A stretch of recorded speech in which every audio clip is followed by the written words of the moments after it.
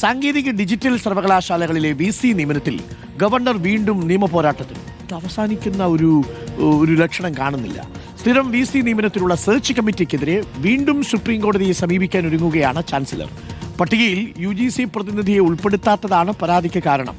ഇത് സംബന്ധിച്ച് ഗവർണർക്ക് നിയമോപദേശം ലഭിച്ചു. ഹർജിയിൽ കക്ഷി ചേരാൻ UGCയും ആലോചിക്കുന്നു എന്നാണ് അറിയുന്നത്. ഗോപാൽ ശീലാസനുണ്ട് കൂടുതൽ വിവരങ്ങളുമായി. ഗോപാൽ, ഇത് അവസാനിക്കുന്നില്ല, ഇതിനൊരു അന്ത്യമില്ലേ ഗോപാൽ?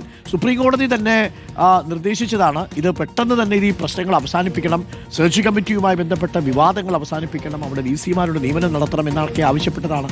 ഇപ്പോൾ എന്താണ് ചാൻസലറുടെ നീക്കത്തിനു പിന്നിൽ ഗോപാൽ?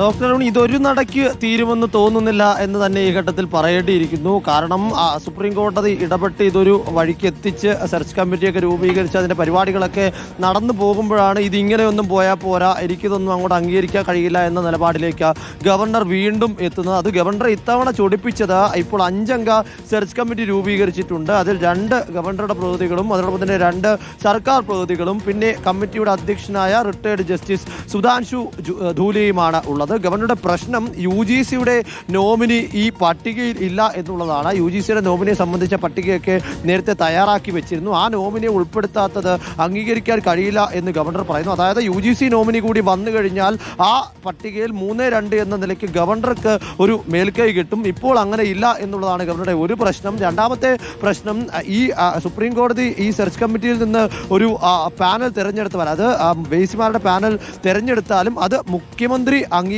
അത് മുഖ്യമന്ത്രി അതിന്റെ മുൻഗണനാക്രമം നിശ്ചയിച്ച് ഗവർണർക്ക് നൽകി ഗവർണർ അത് അംഗീകരിക്കണം എന്നായിരുന്നു സുപ്രീം കോടതി എടുത്തിരുന്ന നിലപാട്. അങ്ങനെയാണെങ്കിൽ ഗവർണർക്ക് ഇവിടെ ഒരു അധികാരവുമില്ല എന്ന തരത്തിലേക്ക് കാര്യങ്ങൾ പോകുന്നുവെന്നും UGC ചട്ടപ്രകാരം ഗവർണറാണ് നിയമനാധികാരി എന്നും അതുകൊണ്ട് തന്നെ ആ തരത്തിലേക്ക് കാര്യങ്ങൾ മുന്നോട്ട് കൊണ്ടുപോകണം എന്നുമുള്ളതാണ് ഈ 2 ആവശ്യങ്ങൾ ഗവർണർക്കുള്ളത്. അത് പ്രകാരം ഇക്കാര്യങ്ങൾ സൂചിപ്പിച്ചുകൊണ്ട് വീണ്ടും ഒരു തിരുത്തൽ ഹർജി സുപ്രീം കോടതിയിൽ നൽകാനാണ് ഈ ഘട്ടത്തിൽ രാജ്ഭവൻ ആലോചിക്കുന്നത്. ഇത് സംബന്ധിച്ച് വിശദമായ നിയമോപദേശം ലഭിച്ചു എന്നതാണ് മനസ്സിലാക്കാൻ സാധിക്കുന്നത്. കൂടെ തന്നെ ബംഗാൾ ഗവർണറുമായും ഈ വിഷയത്തിൽ കേരള ഗവർണർ കൂടിക്കാഴ്ച നടത്തിയിരുന്നു.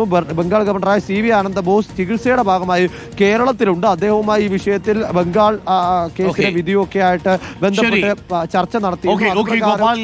ഇക്കാര്യത്തിൽ ഗവർണറുടെ നീക്കം, ചാൻസലർ എന്ന നിലയിലുള്ള ഗവർണറുടെ നീക്കം ആശങ്കയോട് കൂടിയാണ് സർക്കാർ വീക്ഷിക്കുന്നത്. ഇങ്ങനെ നീണ്ടുപോകും, അതാണ് പ്രശ്നം. അടിസ്ഥാനമായിട്ട് എന്താ സംഭവിക്കുക? അവിടെയുള്ള വിദ്യാർത്ഥികൾക്കും ആ സർവകലാശാലയ്ക്കുമാണ് ഇത് ദോഷമുണ്ടാക്കിക്കൊണ്ടിരിക്കുന്നത് അല്ലേ? എത്ര നാളായി തുടങ്ങിയിട്ട്.